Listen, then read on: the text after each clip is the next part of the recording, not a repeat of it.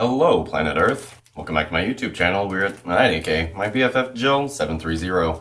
I'm Preston L. Young, wishing you warm salutations and congratulations, as always.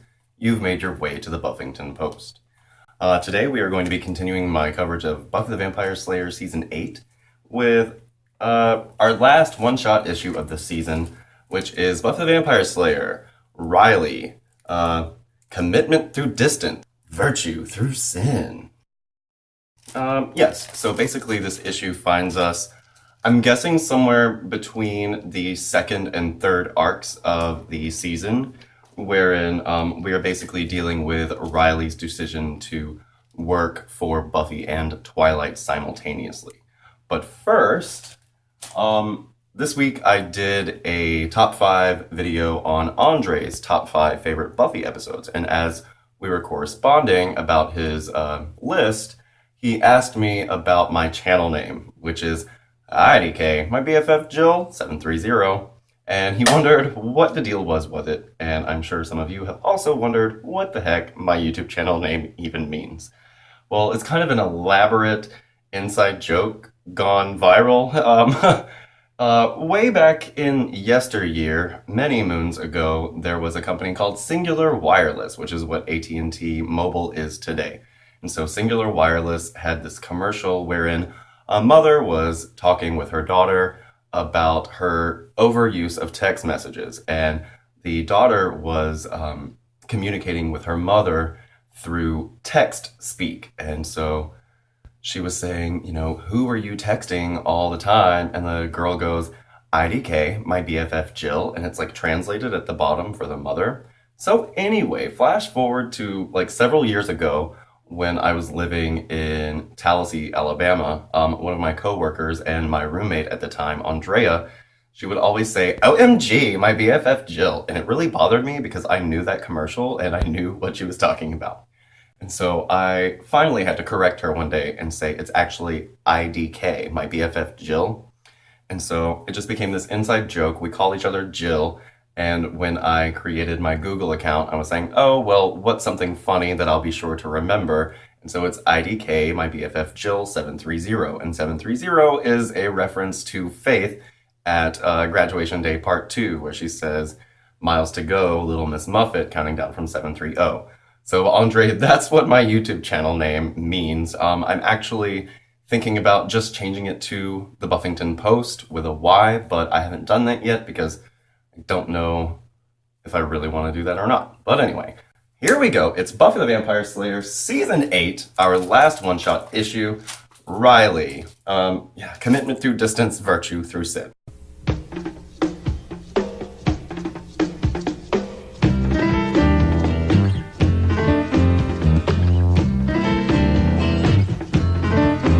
Tell me why I love you like I do. Tell me who can stop my heart as much as you. Let's take each other's hand as we jump into the final frontier. I'm about you, baby. Yeah. Okay, so until the day before yesterday, I had only read this issue once because it's, like I said, a one-shot, and I don't think anybody's like breaking down anybody's door to read about Riley. So, quick backdrop on Riley. If you remember, Buffy met him. He was in the Initiative. Then the Initiative was disbanded, and through the first half of Season 5, he was trying to play Scooby, but he just wasn't good at it. He didn't have the same mentality as our other Scoobies, and he is a bit older than the rest of them. And so, yeah, he basically figured out that Buffy didn't, have her heart in their relationship the way that he did, and so he, RUN'd OFT after he gave Buffy this ultimatum, and whatever, Buffy was sad, but she got over it. So then Riley shows up in Season 6. He had gone to join, a legit military group that just, helped people and, saved them from demons. They weren't actually experimenting on them. So it turns out, in Season 6, he comes back, and holy shit, he's got, a scar on his eye, and he's, married to this chick named Sam, who, like I said in my Angel and Faith Season 10 review earlier this year, or I guess it was actually last year, she's basically the Buffy versus Mary Poppins. She's practically perfect in every way.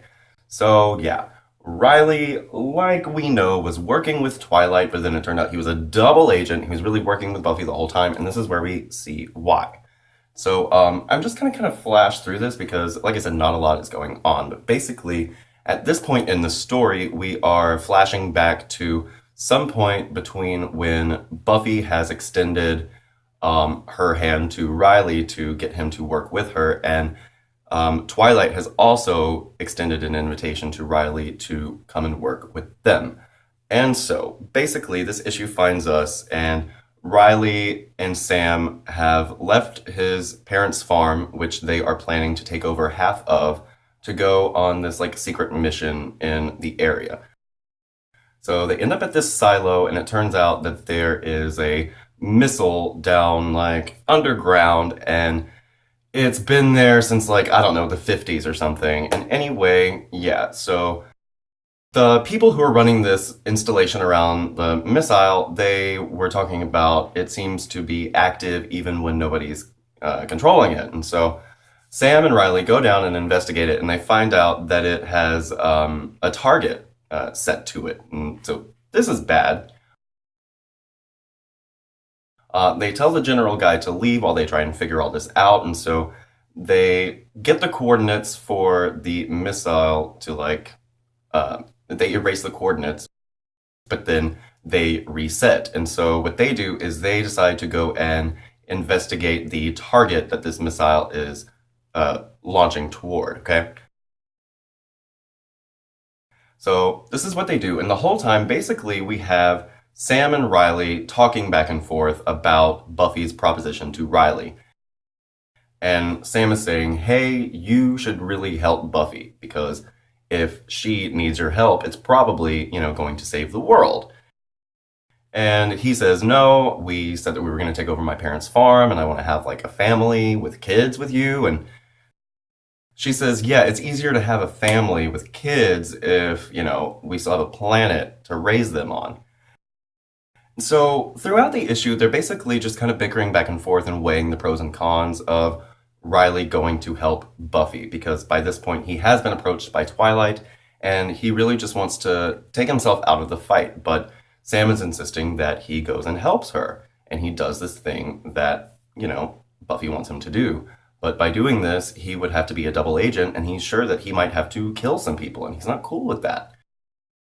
But Sam is saying, you've got a mission, you have something bigger that you can do, and so you have to do that. Like, that's your responsibility. Anything that you can provide, you should do. But we get to the heart of the matter when Sam and Riley actually get to the coordinates of this missile launch. Basically, we find out that Sam doesn't want to give up this crazy espionage lifestyle. She wants to keep going out and fighting the good fight and going on these exciting missions. And Riley says, you just want me to take this mission for Buffy so that when you are called upon by the government to go and do something, you'll say, oh, well, you helped Buffy, so I should be able to do this. And Sam says, yeah, that may be true, but the fact of the matter is you just need to help Buffy. And yes, I do want to keep living this life, but that doesn't mean that what I'm saying to you is wrong. And so throughout the issue, they're basically, like I said, talking about this, and they're kind of arguing, but it's never malicious. They are just kind of on the same page the whole time. So during this time, we actually see what Twilight had been up to, not quite all the way, but it turns out that Whistler has been kind of planting the seeds of Twilight in Angel's head. And it was Whistler who kind of got all of this in motion as far as him like wearing the Twilight mask and all this good stuff. So we still don't really know what is with Whistler's kind of end game and what it is that he thought was going to happen. But basically, Whistler, who we met in Becoming, he tells us, he tells Angel that basically he has to choose between his love for Buffy and the world. And so, yeah, that's what's up. And then, okay, so Riley and Sam make it to this, like, island, which is the target coordinates. But when they get there, another missile actually comes down and it shoots all of these little rockets out of it, and they all kind of spread around the island. And so Sam and Riley go to the island, and when they do, they are met by a general who has like led them there. And so it turns out that this was all like a big to-do just to get them to this island. And this island is where Twilight is. And so Twilight basically says, hey, do you want to join me? Because I've asked you already, so it's time to make a decision. So Riley and Sam are both there, and basically Riley says, yes, I'll help you. And the next thing we know, Riley is getting like grabbed by all these guys that are down there with Twilight, and they cut the Twilight symbol into his chest. And as they are, Angel Twilight says to Riley, you have to choose between the girl and the world. So the last thing we see in this comic is Riley saying Buffy. And so that's what's going on with Riley and how he got all mixed up in Twilight. Although it's not really how he got all mixed up in Twilight, because we didn't see Twilight approach him initially. So that's something that's kind of needed to be explained, if you ask me. Like I said, I've only read this like 3 times now. It's not anything super important. You don't really need to go out and read it, but the best thing about this issue is the relationship between Sam and Riley. Because yes, Sam is practically perfect in every way, but she has some really good points. And the dynamic between the two, even when they're arguing, they're doing little things for each other. Riley's like, oh, your thing is stuck on the collar. And like I said, there is no maliciousness in their arguing, and it's not really an argument. They're just having kind of a debate of ideas. And this relationship is a really healthy one, and it's not something that we see very often within Buffy. Good, healthy relationships that actually have rings on them and nobody dies. So that's always a plus. And yeah, I really like Sam. I really like Riley for the most part. I don't really have a problem with him. That's pretty much all for today, you guys. Like I said, not a lot to say about this, but I'll be right back next time. We are almost done. We're about to start Last Gleaming. Yes, Spike is back and it's about to go cray. So, have a great day. I'm Prestonella Young. You can come right back here to the Buffington Post anytime for more Buffyverse discussions on the other Slayers, my continued Season 8 coverage. Angel and Faith number 17 will be out Wednesday, so stay tuned for that review. And I hope you're having a great 2015 so far, everybody. We'll see you next time. Bye.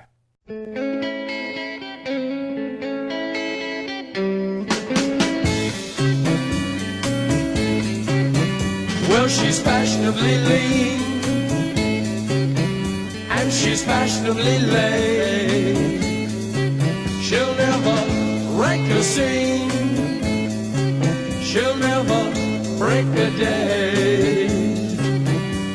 But she's no drag, just watch the way she walks. She's a 20th century fox. She's a 20th century fox. No tears, no fears, no ruin years, no clocks. She's a 20th century fox. Oh, yeah.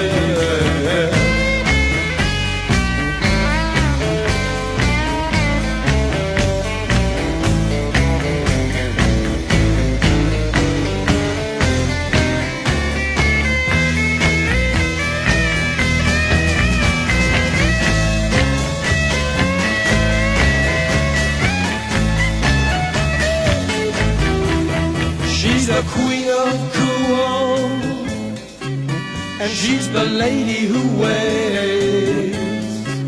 Sets her mindless school, it never hesitates.